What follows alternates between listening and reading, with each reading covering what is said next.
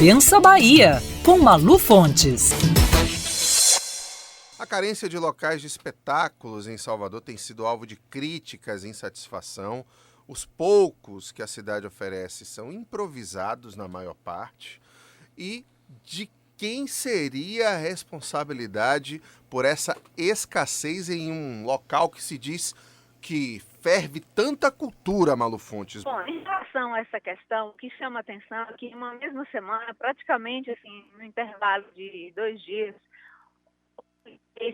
chuvas de queixas em redes sociais, na imprensa, blogs, sites, quanto a espetáculos na Fonte Nova. Um espetáculo de menor porte, ou seja, com um público menor, era do humorista Paulo Gustavo, que é uma das modinhas da vez.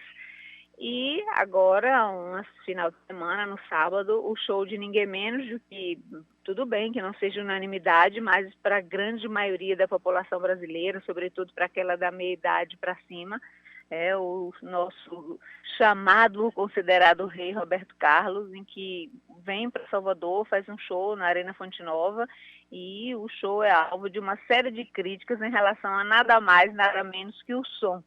Ninguém está falando de banheiro, estacionamento, mas do som. Ninguém vai para um show para não ouvir bem o ingresso, variar até assim, R$500, o que não é nada pouco. Então, Evilás, a grande questão em relação à responsabilidade, primeiro, em relação à infraestrutura de casa de espetáculos, a impressão que se tem é que a gente ficou dependente de uma cultura só, que é a cultura do carnaval. Parece que a gente só sabe fazer carnaval e nem esse está bom direito, porque não é à toa que se fala tanto em decadência, se fala tanto em diminuição dos lucros, a queda da moda, dos carnavais fora de época. E agora a gente tem um estádio, que pelo que custou, pelo porte, pela beleza até estética que se tem, pela capacidade de concentração de grandes públicos, se esperava e no qual se depositou uma expectativa de que seria o lugar em Salvador para grandes espetáculos e grandes eventos, para muito além do futebol. E no show de Elton John, muitas pessoas já reclamaram que o som não estava tão bem assim, não era compatível, com o nível de estrelato, digamos, do artista.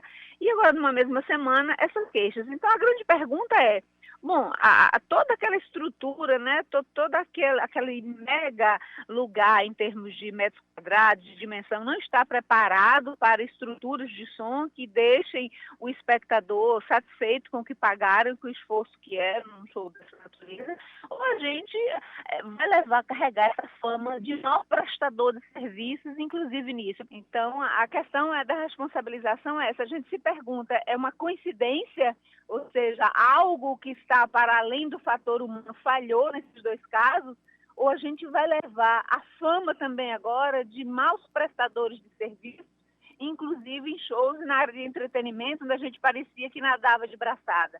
Porque esses 2 casos, não é possível que em menos de 3 dias haja tanta queixa e que o público esteja mentindo. Que o público está mentindo, isso não é verdade. Várias pessoas que a gente conhece, inclusive nós 2 aqui em comum, viu que o som no show de Roberto Carlos estava literalmente uma porcaria para o evento que se pretendia.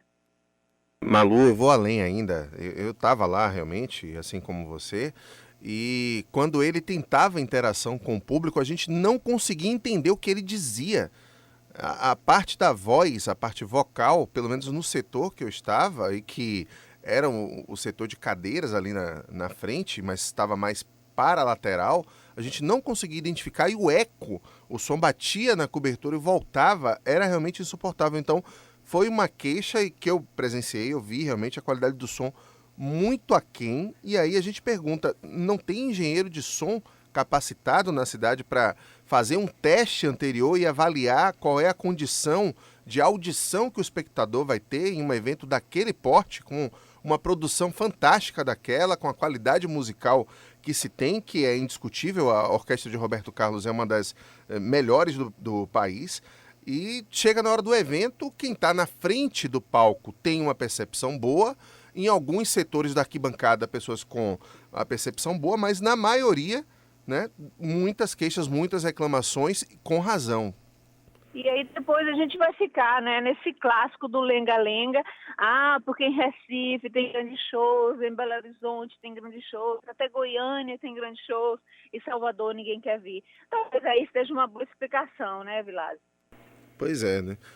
Infelizmente, a gente tem ainda o TCA precisando de reforma, o Teatro Castro Alves. Eu já tive problema também no Teatro Castro Alves de a caixa de som do lado esquerdo não funcionar. Então, foi o que eu falei depois do show. Eu digo, um espetáculo desse tinha que ir para o Teatro Castro Alves. Aí eu pensei bem, eu digo, não, mas eu já tive problema com som também no Castro Alves. Qual é a outra opção? A gente não sabe. Parece que é reclamar, né? Infelizmente, aí vira o baiano queixoso. A terra do não tem ou já teve. Infelizmente, Malu. Vamos torcer, né, para que as coisas melhorem e que essas reclamações surtam efeito, porque realmente a qualidade até do espetáculo fica comprometida com isso. E o próprio músico, quando souber da repercussão, se é que ele já não sabe, os músicos ficam receosos de voltar a tocar aqui, né?